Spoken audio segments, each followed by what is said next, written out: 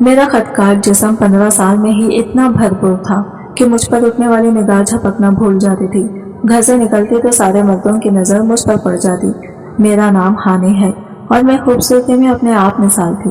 میرے خوبصورتی کے چرچے سارے خاندان میں ہوتے تھے اور جو کوئی بھی مجھے دیکھتا بس دیکھتا ہی رہ جاتا، اور ہر مرد مجھے گھور گھور کر دیکھتا۔ جو بھی مرد مجھے دیکھتا تو پل کے جھپکنا بھول جاتا تھا، لیکن قسمت نے میرا ساتھ نہیں دیا تھا۔ میں تو قسمت کے معاملے میں بدقسمت ثابت ہوئی تھی۔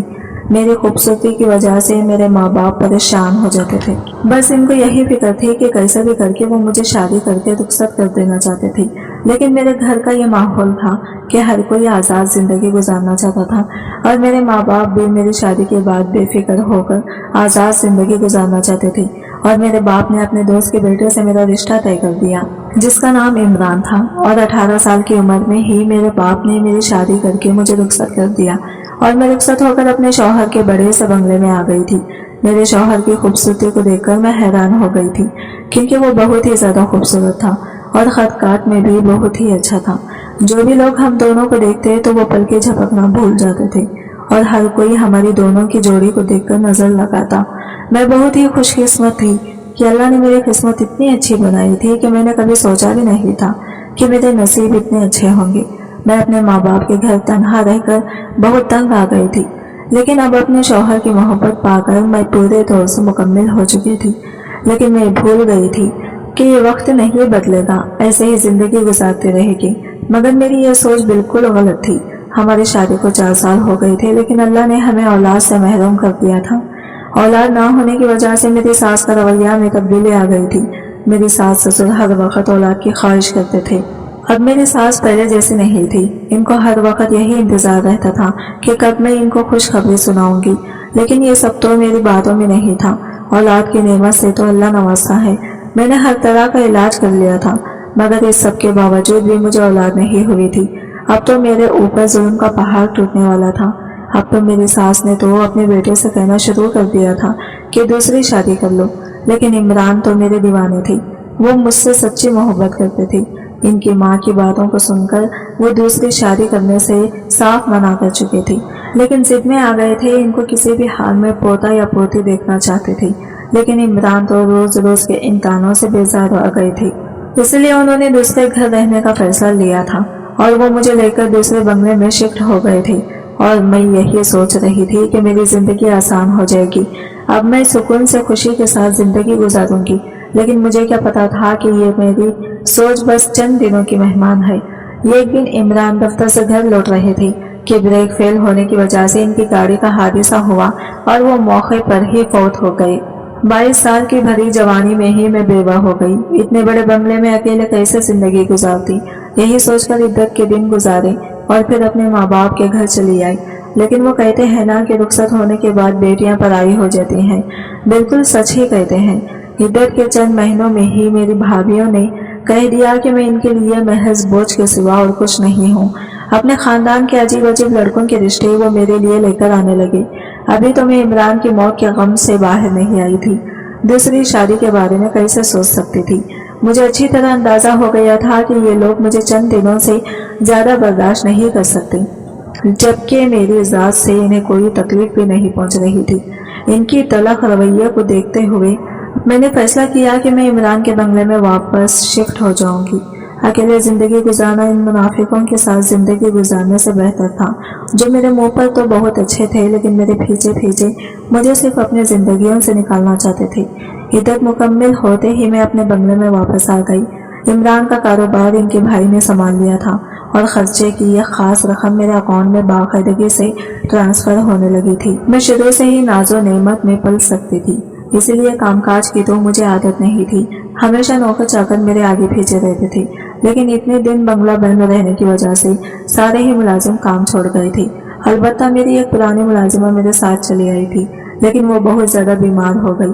اس نے مجھ سے چھٹی کی درخواست کی تو میں پریشان ہو گئی، کیونکہ اس کے بغیر تو میں بالکل بھی گزارا نہیں کر سکتی تھی۔ وہ کہنے لگی، بی بی جی میں گاؤں جاؤں گی تو وہاں سے اپنے بھائی کو بھیج دوں گی، وہ آپ کے سارے کام کاج کر دے گا اور آپ کا بہت خیال بھی رکھے گا۔ میں نے اسے کہا کہ پہلے اپنے بھائی کو بلوا لو پھر چلی جائیں، تاکہ اسے کام بھی بتا سکیں۔ वो फौरन मान गई और इसे अपने भाई को गांव से बुलवा लिया। इसका भाई एक 17 साल का खूबसूरत और जवान लड़का था, जिसे देखकर मैं चौंक गई थी। मुझे तो लगा था कि 13-14 साल का बच्चा इसका भाई होगा, लेकिन ये तो अच्छा खासा जवान लड़का था। मेरी मुलाजिमा ने इसे घर का सारा काम समझा दिया था। वो लड़का बहुत ही भला था, बहुत तेजी से हाथ चलाकर काम कर रहा था। 2 दिन में इसकी बहन ने इसे सारा काम समझा दिया और इसके बाद वो मुझसे कुछ महीनों की छुट्टी लेकर गाँव चली गई। दरअसल बीमार तो वो थी ही, लेकिन अब इसके घर वालों ने इसकी शादी भी तय कर दी थी। कुछ और शायद वो दोबारा कभी वापस नहीं आने वाली थी। मेरी मुलाजिमा चली गई और इसका भाई बंगले के क्वार्टर में ही रहने लगा। शायद लोग ही नहीं थे, इसलिए मैं ज्यादा नौकरों का झंझट भी नहीं पालना चाहती थी। अगली सुबह नौकर नाश्ता लेकर कमरे के दरवाजे पर मौजूद हुआ। मैं रोजाना सुबह 10 बजे नाश्ता करती थी। मैंने इसे कमरे के अंदर ही बुला लिया। मैं अभी तक नई ड्रेस में ही थी और बैठे हुए बेड में लेटी हुई थी। इसे देखकर उठ बैठी। वो मेरा नाश्ता टेबल पर रखने के बाद सर झुकाकर खड़ा हो गया, जैसे मेरे अगले हुक्म का मुंतज़िर हो। मैं खामोशी से इसकी तरफ देखने लगी। वो 17 साल का था, लेकिन शायद गाँव की आबो हवा ने इसे उम्र से ज्यादा बड़ा कर दिया था। वो एक भरपूर और तवाना मर्द नजर आता था। न जाने क्यों अचानक ही मुझे इसकी मौजूदगी से घबराहट महसूस होने लगी थी, क्योंकि इतने बड़े बंगले में वो मेरे साथ अकेला था और दूर दूर तक कोई नहीं था। ये सोचकर ही मुझे खौफ आने लगा कि मैं भी जवान हूँ और वो भी। मेरी खूबसूरती पर तो वैसे ही बहुत से आदमी मर जाते थे, इस नौकर की नीयत भी ना बदल जाए। मैंने बगैर सोचे समझे एक जवान लड़के को अपने पास रख लिया है, जबकि मुझे इस बात का ख्याल करना चाहिए था कि मैं खुद भी एक जवान बेवा हूँ और इतने बड़े घर में तन्हा हूँ। मैंने नौकर को दिन भर के अच्छे काम बता दिए थे और वो फौरन ही कामों पर लग गया था, लेकिन मेरे दिलो दिमाग पर अजीब सा बोझ आ गया था। मैंने सोचा कि किसी नए भरोसेमंद मुलाजिम का इंतजाम कर लूंगी और फिर इस नौकर को निकाल दूंगी। मुझे अपने घर से आए काफी दिन हो गए थे, लेकिन मेरे घर से अब तक कोई मुझसे मिलने के लिए नहीं आया था। मेरे माँ बाप अपने पोते पोतियों में इस कदर मगन थे, तो शायद इन्हें मेरी तन्हाई का एहसास ही नहीं हो रहा था। ससुराल वाले तो पहले ही मुझे नापसंद करने लगे थे। इनके लिए मेरा होना ना होना बराबर ही था। मुझे समझ नहीं आ रहा था कि मैं नई मुलाजिमा के लिए किससे कहूँ। और फिर इत्तेफाक से इसी दिन मेरी एक पुरानी दोस्त बानो मुझसे मिलने के लिए चली आई। वो शादी होकर बाहर मुल्क गई थी और अब छुट्टियों में वापस आई थी, तो इसे मेरे बेवा होने की खबर मिली थी। फिर इसके गले लगकर फूट फूट कर रो पड़ी थी। मेरी बर्बादी की दास्तान सुनकर वो भी बहुत उदास हुई। काफी देर हम दोनों ऐसे ही बातें करते रहे और फिर मैंने इसे बताया कि मैं अपने घर के कामकाज के लिए एक भरोसेमंद मुलाजिमा को ढूंढ रही हूँ। वो मेरे नौकर को देखकर वो कहने लगे, ये लड़का है तो सही और काम भी अच्छा कर रहा है, फिर तुम्हें क्या जरूरत पड़ी नई मुलाजिमा ढूंढने की। मैंने इसे अपने दिल में आने वाले वसवसों के बारे में बताया तो वो कहने लगी, रशीदा तुम भी क्या बेवकूफ़ी वाली बातें कर रही हो। खुद ही कह रही हो कि इसकी बहन सालों से तुम्हारी वफादार मुलाजिमा है और ये नौकर भी बहुत शरीफ है, और फिर खुद भी परेशान हो रही हो। मेरी मानो तुम नई मुलाजिमों की झंझट में ना पड़ो। आजकल की मुलाजिमें भी कुछ कम नहीं है, बेहिसाब छुट्टियां करती हैं, और दूसरी बात यह है कि एक घर की खबर दूसरे घर में पहुंचा देती हैं। तुम तो वैसे ही अकेले रहती हो, खुदा ना खासा कहीं नई मुलाजिमा तुम्हें नुकसान ना पहुंचा दे। बानू की बात सुनकर तो मैं मजीद परेशान हो गई। वो ठीक ही तो कह रही थी। इस नौकर पर तो मैं फिर भी बहुत ज्यादा भरोसा करती थी, लेकिन नई मुलाजिमा पर कैसे भरोसा कर सकती थी। जाते जाते मैं बानू मुझसे कहने लगी कि अगर ऐसा ही है तो नए नौकर को आजमा लो, दूध का दूध पानी का पानी हो जाएगा। बानू की बात मुझे कुछ समझ आ गई थी। इसका मशवरा मुझे ठीक ही लगा था। मैंने सोच लिया कि मैं एक दफा नौकर को आजमा लूंगी और अगर वो पास हो जाता है तो मैं इसे हमेशा के लिए अपने पास रख लूंगी, क्योंकि ना ही इसे बंगले को छोड़ने का मेरा कोई इरादा था और ना ही दूसरी शादी करने का। वैसे भी मुझे इस बात का यकीन आ गया था कि कुदरत ने मेरी किस्मत में औलाद नहीं लिखी, तो फिर दूसरी शादी करके भी मुझे क्या हासिल होता। इसलिए मैंने अकेले ही जिंदगी गुजारने का फैसला कर लिया था, और मेरे इस फैसले की वजह से मेरे माँ बाप मुझसे मजीद दूर हो गए थे। वो दोनों ही जल्द जल्द मेरी दूसरी शादी के लिए दबाव डाल रहे थे, और मैंने साफ साफ कह दिया था कि अब मेरी जिंदगी में किसी मर्द की कोई जगह नहीं है। तन्हा रहने का फैसला भी कर लिया था और नौकर का इम्तिहान लेने का भी। मैं पैसों और इज्जत दोनों ही मामले में अपने नौकर को आजमा लेना चाहती थी। इसलिए शाम के वक्त मैंने जानबूझकर बहुत सारे पैसों से भरा हुआ बैग किचन के काउंटर पर ही छोड़ दिया और खुद अपने घर से निकल पड़ी। मैं देखना चाहती थी कि नौकर इस बैग के साथ क्या करता है।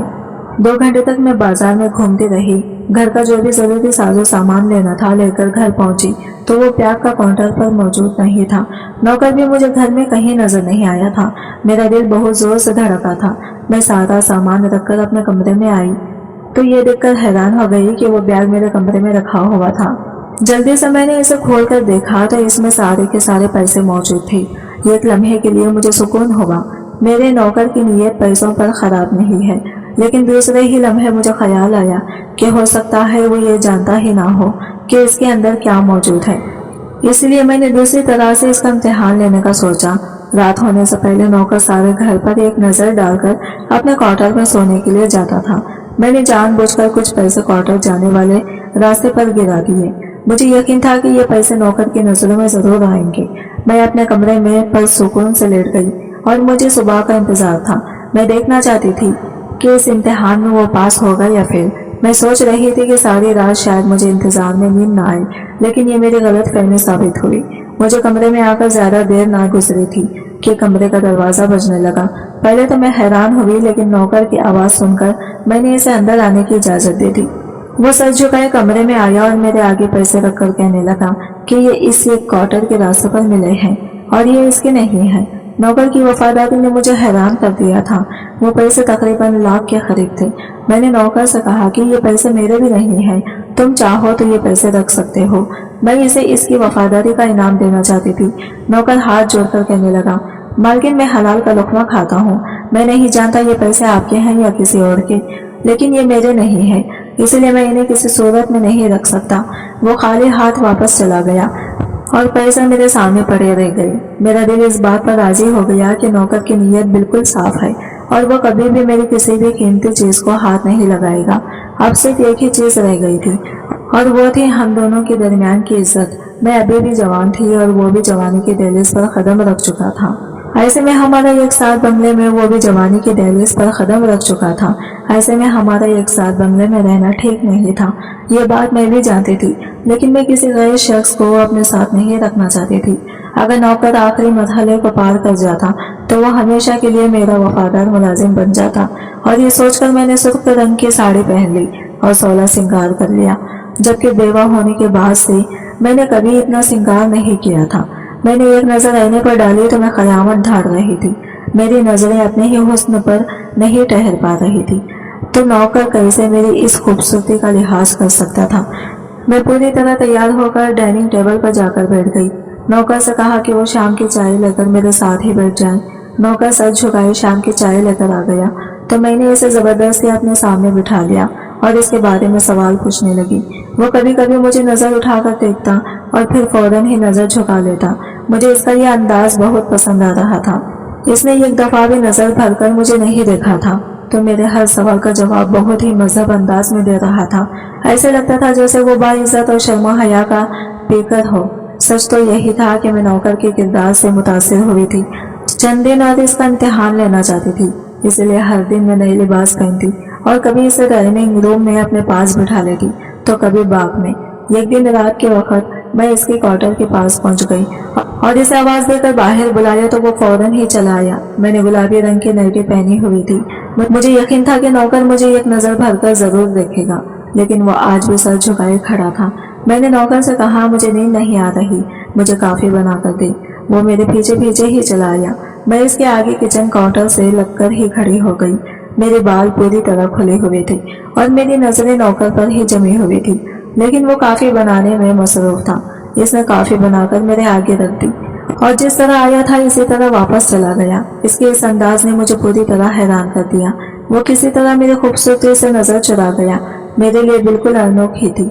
शायद वो था ये बात मेरा भरोसा जीतने की कोशिश कर रहा था, क्योंकि आज तक मेरी जिंदगी में जितने भी मर्द आए थे वो जब मुझे देखते थे तो नजर झपकना भूल जाते थे।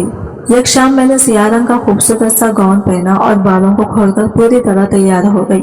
मुझे इस बात पर भी यकीन आ चुका था कि नौकर मुझ पर नजर नहीं डालेगा, इसलिए मैंने अपने लिबास को मजीद बेबाक कर दिया था। मेरी सफेद रंगत इस सियाह लिबास में पूरी तरह खिल रही थी। मैं बेडरूम में नींद दराज हो गई और मैंने जानबूझकर नौकर को बुला लिया। वो सर झुकाए कमरे में आ गया। मैंने इसे कहा, मेरे सर में बहुत दर्द है और मेरा सर दबाने दे। وہ میرے قریب آ کر بیٹھ گیا اور اپنے ہاتھوں سے میرا سر دبانے لگا۔ میں دل ہی دل میں سوچ رہی تھی کہ بس آج نوکر کا امتحان ختم ہو گیا۔ وہ بہت ہی باکردار شخص ہے اور اب مجھے اسے مزید آزمانے کی ضرورت بھی نہیں۔ لیکن اچانک ہی نوکر نے کچھ ایسا کیا کہ میرے ہوش اڑ گئی۔ وہ مکمل طور پر بے قابو ہو گیا اور اس نے میرے پیروں کے پاس پڑی چادر اٹھانے کر میرے وجود پر ڈال دی تھی اور مجھ سے دور ہو کر کھڑا ہو گیا اور نظریں جھکائے کہہ رہا تھا، مالکین میں مزید آپ کے پاس کام نہیں کر سکتا۔ میں ایک شریف اور عزت دار لڑکا ہوں اور اپنے نفس پر قابو رکھتا ہوں، لیکن آپ کی بے باکی اور لباس مجھے میرے ایمان سے ہٹا رہے ہیں۔ میں ایک مرد ہوں اور قدرتی طور پر کسی عورت کی طرف کشش رکھتا ہوں، لیکن آج تک میں نے اپنے کردار کو پوری طرح بچا کر رکھا ہے۔ لیکن اب یہ میرے لیے بہت مشکل ہو چکا ہے۔ میں اور آپ اس بنگلے میں تنہا رہتے ہیں اور اب مجھے ایسا محسوس ہونے لگا ہے کہ جیسے ہمارے درمیان تیسرا شیطان آ چکا ہے۔ مجھے اس بات کا ڈر ہے کہ ابھی تک تو میں نے خود پر قابو رکھا ہے، لیکن کہیں کسی دن میں اپنے نفس کا غلام بن کر کوئی ایسی حرکت نہ کر بیٹھوں کہ زندگی بھر اپنے آپ سے بھی نظر نہ ملا سکوں۔ وہ لمبا چوڑا جوان مرد میرے آگے کھڑا آنسو بہا رہا تھا اور میں شرمندگی کے گہرے سمندر میں غرق ہو گئی تھی۔ وہ عزت سے اپنا کام کر رہا تھا، لیکن میں ہی اسے ورقلانے جیسی حرکت کرنے لگی تھی۔ نہ جانے میں اس کا امتحان لے رہی تھی یا خود کو اس کے آگے پیش کر رہی تھی۔ اب مجھے احساس ہو رہا تھا کہ میں نے کتنی بڑی غلطی کر دی تھی۔ وہ ٹھیک ہی تو کہہ رہا تھا، اگر کسی کمزور لمحے میں وہ اپنے آپ پر قابو نہ رکھ پاتا اور میرے ساتھ کچھ غلط کر بیٹھتا تو میں اپنی عزت بھی گنوا بیٹھتی اور اسے بھی بدکردار سمجھ لیتی، جبکہ غلطی تو سراسر میری اپنی تھی۔ وہ واپس جانے کے لیے اجازت مانگ رہا تھا۔ میں نے اس کے آگے ہاتھ جوڑ دیے اور اسے کہا کہ مجھے معاف کر دے، میں تو بس اس کا امتحان لینا چاہتی تھی، لیکن خود بھی ناکام ہو گئی۔ میں اس کے آگے خود کو بہت چھوٹا اور کم تک محسوس کر رہی تھی۔ نوکر کہنے لگا، مالکین آپ خوبصورت بھی ہیں اور جوان بھی ہیں، آپ کو میرے جیسے لڑکے کو ملازم رکھنے کی بجائے کسی اچھے اور نیک شخص سے شادی کر لینا چاہیے۔ میں نے اسے بتایا کہ میرا اعتبار رشتوں پر سے اٹھ گیا ہے، کیونکہ میں جس اعلیٰ طبقے میں رہتی تھی وہاں رشتوں اور جذبات کی کوئی حیثیت نہیں تھی۔ میرے اپنے ماں باپ 2 دن پہلے کچھ مہینے کے لیے میرے بڑے بھائی کے پاس امریکہ چلے گئے ہیں۔ ویسے بھی وہ لوگ جب تک یہاں تھے تب تک بھی ان کا ہونا نہ ہونا میرے لیے برابر تھا۔ نوکر کہنے لگا، آج نہیں تو کل آپ کو اپنی زندگی میں آگے بڑھنا ہی ہے۔ میں کچھ عرصے تک آپ کے پاس ملازم رہنے کے لیے راضی ہوں، لیکن آپ کسی دوسرے ملازم کا انتظام جلد کر لیجئے۔ میں گہری آہ بھر کر رہ گئی تھی۔ میں نے اپنی نادانی میں ایک وفادار ملازم کو کھو دیا تھا۔ میں جان گئی تھی کہ اب وہ کسی بھی صورت ہمیشہ میرے پاس نہیں رہے گا۔ کچھ دن بعد نوکر نے گاؤں کی ایک لڑکی کو میرے پاس ملازم رکھ دیا تھا اور خود مجھ سے آخری ملاقات کر کے ہمیشہ کے لیے گاؤں لوٹ گیا تھا۔ آج بھی میں جب بھی اس نوکر کو یاد کرتی ہوں تو میری آنکھیں بھیگنے لگتی ہیں۔ وہ آج کے دور میں ایک نیک سیرت انسان تھا جس نے کئی بار موقع ملنے کے باوجود بھی کبھی مجھ پر بری نظر نہیں ڈالی تھی۔ یہ بات میں نے اچھی طرح سمجھ لی تھی کہ ہر نہیں ہوتا۔ ہمارے آزمانے کا ہر رشتہ آزمانے کا بھی کبھی طریقہ دوسرے انسان کو ہم سے دور کر دیتا ہے۔ کچھ بغیر رشتوں پر آزمانے ہی اعتبار کر لینا چاہیے۔ میں پہلے دن سے جانتی تھی کہ میرا نوکر ایک اچھا انسان ہے، لیکن اس آزمانے کے چکر میں نے اسے کھو دیا تھا۔ میری آپ لوگوں سے یہی گزارش ہے کہ اپنے قیمتی رشتوں کو جان بوجھ کر کبھی ایسی آزمائش میں نہ ڈالیں۔ آج کی ویڈیو کہانی آپ کو کیسی لگی کمنٹ کر کے ضرور بتائے گا، اور ویڈیو اچھی لگی ہے تو لائک شیئر ضرور کیجیے گا۔ ہمارے چینل کو سبسکرائب کریں فرینڈس۔ ملتے ہیں اگلے نئی ویڈیو کے ساتھ، تب تک کے لیے بائے بائے، ٹیک کیئر، اللہ حافظ۔